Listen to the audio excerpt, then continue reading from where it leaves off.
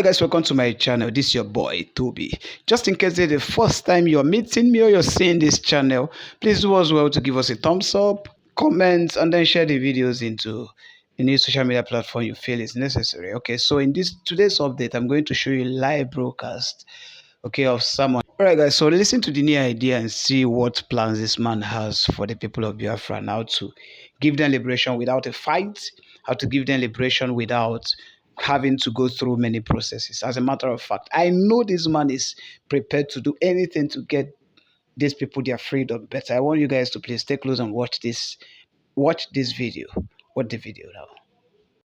Believe that I shouldn't come. I think differently, and I make decisions differently. So I am here also for their best interest. It is because we need to. We have somehow our outreach using our media, and it is time. I believe we should also embrace other media platforms that have not been preaching Biafra. So I think my coming here today is for their best interest as well. And that's what makes me a leader. So I think differently from them. So it is very important that when those are agitating that I shouldn't come here, I will explain to them later on why it is important that I'm here. And then also, I'm going to be extending my hands of fellowship and open arm to every other despised media platform. I want to be there. So, because it is the right time to talk to people who may have seen our agitation on liberation of Biafra differently, so they need to be educated. So it is important that I'm here to talk to different audience. Thank you. Thank you so much. On my part, I also have to say that when I put out that you were coming, a lot of people felt that I shouldn't bring you here. So I have the same pressure that you have from my own people. But I think my job is to facilitate conversation across every platform, different groups. It doesn't mean that we have to only facilitate conversation with people we agreed with. All right, let's get into that. Something happened in America last Tuesday. There was an election and Trump won. I know that you are in support of Trump. And how do you feel about the outcome of that election? Very, very happy because as a matter of fact, I was among international politicians to openly and publicly endorse Donald Trump election. So I'm happy. He needed to come and save the world. Now, before I go in deep into that, how do you think it's going to help your quest for Biafra? Well, the United States has a very important role to play in global peace. And what Biafra is doing today is to bring peace and restore stability in Sahel region. So I believe that it is for the interest of America, it is for the interest of the West, and at the same time for Biafra and African interest. So I believe that the foreign policy of Donald Trump will facilitate the restoration of peace and stability in the Sahel by listening to Biafra people. Now, there's this story that came out, I think 2 days ago, that the chief of staff of Donald Trump, incoming president, Susie Wiles, that she worked for the Biafra movement as a lobbyist in Washington, D.C. Is that true? Well, in 2019, I just joined the Biafra movement. So what I would say is that it is a good thing for the fact that we have somebody who already have idea and knowledge about the plight of the Biafra people. She may not be currently representing Biafra, but at least she have been educated, and she once, was in forefront of educating the policymakers in the United States. So it's a very good plus to the Biafra cause. All right. So, but you don't know whether she's currently on your own group, whether you are paying. It doesn't matter whether she is currently in the Biafra movement or not. She is now the chief of staff of the United States, and we must respect that particular office and allow her to concentrate on the United States. The appointments that shall be given by the president-elect. So let us not drag her into the Biafra controversy and all that. So the point is that our firm have represented the Biafra movement in the past, in 2019, And my happiness is that she is well grounded on the issue of Biafra. That's enough. Okay, good. Yeah. Now, let's go straight to what is happening on December the 2nd. What are you planning to do? Well, Dr. Rudolph, Biafra has come a very long way, and everybody has their way of agitating and pushing the movement for the freedom of Biafra. You will agree with me that Nigeria is not working. Nigeria will never work. And so what we try to do is to bring alternative to our people. And it is the Biafra people first, before any other Nigerian. So we are moving Biafra people forward, securing their future. And the only way to do that is that we need a separate, independent state where we can govern ourselves the way we want. And where we can put a policy that will help our people to develop and compete among nations. So in Nigeria, that opportunity is not possible. In Nigeria, the innovativeness of the Biafra people and their career are getting killed by the Nigeria system. So we need a better system and a different system entirely that will allow our people to develop themselves and compete among nations. So what we're doing in Finland is a part of generating a document, a legal document, which is going to be a base for the pursuit for the recognition of independence state of Biafra to be recognized as a sovereign state. So that's what we plan to do. And you know that we have been conducting self-referendum, which is still ongoing. It's going to end on the 28th of November. And this self-referendum, as of today, has recorded over 50 million votes. It is both online voting and physical voting. So, so far, from the record we have from the official that are responsible, we have, recorded over 50 million votes. So this vote now will be one of the legal ground to give the Biafra government in exile and the de facto government a mandate to restore the lost sovereign state of Biafra. Just like every other nation have done it in the past. For example, Lithuania and co have one time lost their sovereignty. So Biafra also lost their sovereignty to Nigeria state by force, by the barrels of the gun. So today we are here to restore it.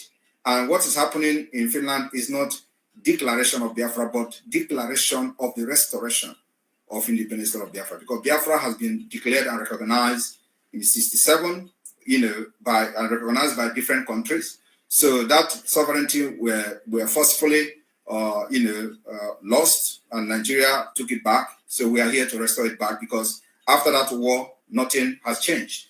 Actually, the reason for the war has escalated, and the issue and the cases are completely different today, worse than what it were before the war. Okay. Referendum. You said the results are showing. What are the results? What are they showing? How many? Like I said, it is not yet conclusive. They've not opened the envelope. But we know from the record that it is over 50 million. People in Nigeria, how did they vote? We have been posting the videos of the voting. One thing that people don't know is that, first of all, I would like to educate those who may have not paid attention because of propaganda of the Nigerian media and those pushing it. Biafra today has a de facto government, functioning de facto government in the homeland. And in this de facto government, we have 40 United States of Biafra. In this 40 United States of Biafra, each state has 15 counties. In each county, you have 5 districts. In each state, we have 75 districts. And in this district, we have head of district. In these counties, we have head of county. And then we have, in this state, we have the administrator, which is equivalent to governor. So this is what a lot of people don't actually know. So when they see the result of our activities in Biafra land, they are surprised and shocked how Simon Ekpa is doing this from Finland, because we control the Biafra land from grassroots.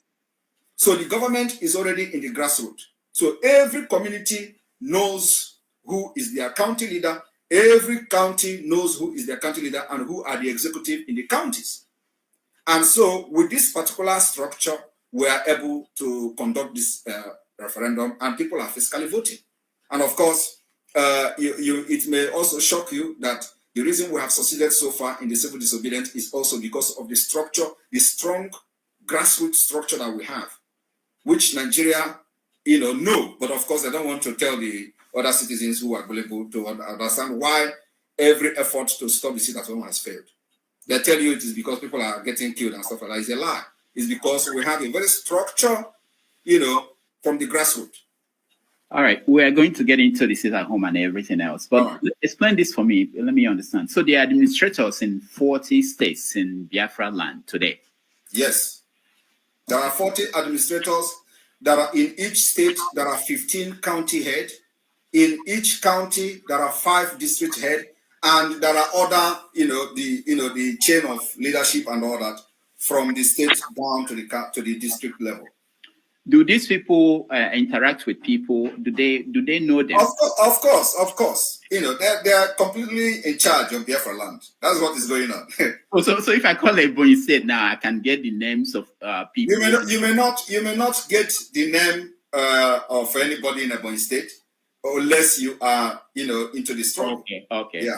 Okay. So what about people who are not into the struggle? How did they vote? Well, those who are not into the struggle are not necessarily going to vote. These are the people, the few percentage of the people making noise on social media. But those who are in the struggle are voting massively. If you look at the videos who are posted on social media, you will see crowd that will shock you. Yeah, even more organized and better organized than Nigeria election. You can agree with me if you have come across the videos. Yeah, but for you to now say that the Biafrans all voted and this is the percentage that supported it, wouldn't it be good that everybody had a chance?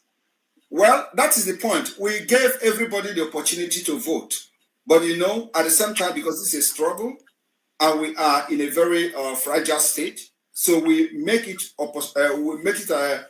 possible for people to vote online, right?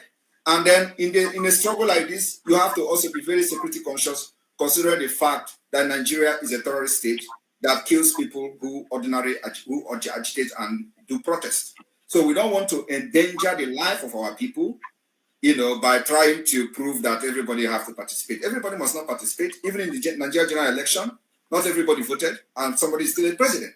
So we don't need to prove, everybody that Biafra have participated. Those who believe in Biafra should participate, and they participated, and they are still participating because the vote is still ongoing to the 28th of November. What about people abroad? You mean in New York here, there are people? Yes. Everybody is voting online. Those of Biafrans abroad are voting online. And we created a voting system using the Google platform. And you have a way of verifying that these people voting there. Yes, we verify. And of course, like those who want to dispute, who want to argue, we give them opportunity to conduct their own referendum on behalf of Biafra people. All right, this is interesting. Now let's also look at another thing. You have a new constitution that just came up. Yes. How was it? Who wrote the constitution? How did the constitution was drafted by the representative from the entire 40 states of Biafra. So we have people, every state volunteered the people to participate in writing the constitution. And that is some of the problem or the confusion that people don't actually understand. Everybody must not be part of the constitution at this point, but those who believe in the struggle presented and volunteered to be part of the struggle, are part of the constitution. And so that's how we arrive at the constitution that is still open for amendment. Constitution is never complete. So you have the names of the people that drafted it. Do we know? Yeah, we have the names of the people that drafted the constitution. And then also, listen. It is not only the constitution, as a matter of fact. We have what we call the Declaration Drafting Committee. The Declaration Drafting Committee also cut across board from all states, people volunteered to be part of the drafting committee. So that you bring your idea. Of course, not everybody's input will be taken, but where we have every idea, every grievances that Biafra people who are representing their different state brought into the committee. So we try to bring everything together, and there are different kind of grievances that we are on that ground. The declaration of the restoration of independence state of Biafra is happening in this December. So what we are doing is to carry everybody who believe in this Biafra government along. We don't need to go and drag people who don't believe in the government. So you have to, first of all, believe in the government, volunteer to be part of what we're doing, and you are welcome. So we are not discriminating anybody or pushing anybody away. So those who believe in what we are doing are part and parcel of it. Now, the states, back to the states. Did you go beyond, because I get a lot of comments about the Biafran. When I posted that you were coming, people wrote and were saying, remove us from this year Biafran talk. How did the states go? Is it the 5 eastern states that you broke into 40 different? No, sorry. This particular structure of 40 states has already been there. It is not my making. So what I did was to bring everybody who are involved in the Biafra struggle even before I came in. So I told them to bring in the structure that they have, and we start working on that. So it is every state brought in their state map. They brought in their state structure. It is not my making. So what I did was to harness the already made structure from the 1967 down to Owazirike Mosob, down to IPOB, and to what we're doing. And so we consolidated everything and make it to be more, organized structure as it is today. So it is not my making. It is the making of the people. Every state brought their structure, brought their county structure, brought their district structure, and that's why it is called, it's going to be the Confederated State of Biafra, because we're going to practice confederation, where these states who brought in their state structure are going to be on their own. So what about people who are saying they don't want to have anything to do with Biafra? That is part of life, and it's part of democracy. Even in Nigeria, when Nigeria was fighting for independence, North didn't want to go to be independent, right? But today they are the one who enjoy it most. So we are not bothered about those who say they don't want to be part of Biafra. They are just a few individuals, just like 1% or even 0.0% of people hijack Nigeria and impoverish everybody today. So those people saying they don't want to be part of Biafra, are they enjoying the killings in Nigeria? The answer is no. So we don't actually care about what they say. That's why we have gone this far. Because few people cannot hold everybody hostage. Mm. You are following the trial of Nnamdi Kanu in Nigeria. What do you make of how it's going? I don't believe in Nigeria system, in court system. Nigeria doesn't have a court. Nigeria doesn't have a judiciary. So, and that's why I don't know whether you are aware, we have actually banned anything judiciary under Nigeria in Biafra territory. And they are folding up. So if you are not aware of that, I want to make it clear today. We are going to lock them indefinitely. And they will never come back until Biafra become an independent state. After the 2nd of December declaration, we start to pursue the legitimacy of Biafra. Nigeria court system and judiciary can never ever function again in Biafra land. It's a threat and a promise. How is that going to happen? How are you going to do it? It is already happening. Are you not seeing them folding up? That is to show you that the Biafra have taken over their land.